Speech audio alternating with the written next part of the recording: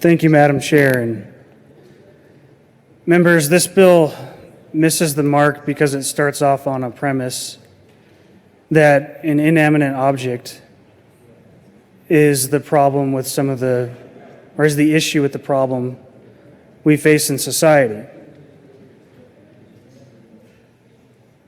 It's not really common knowledge out there. I don't know why, but there's a good chance that I wouldn't be here talking to you today had a device that was set up to 2 propane tanks, had it gone off on April 20th, 1999. That device was set up in the cafeteria that I had walked by earlier that day.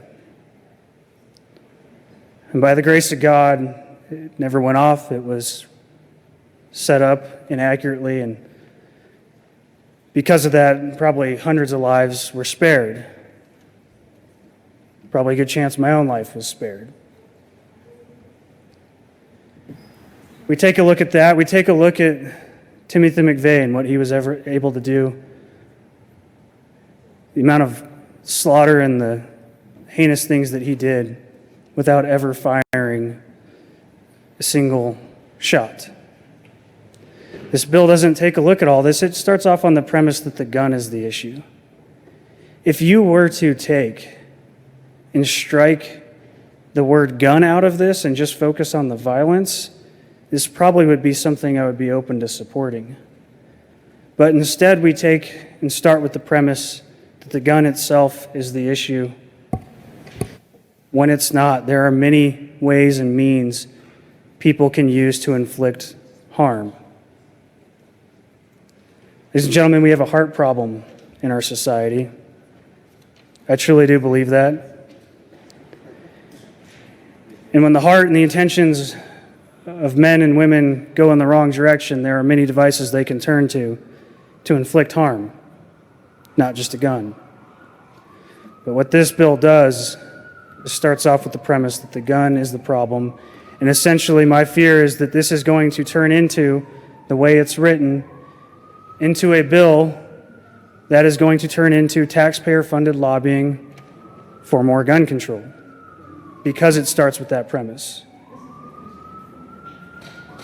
Here we are in a situation when our state said that we can't afford $2 million for body cameras, but we can afford $3 million to start up an office that will effectively lobby for more gun control.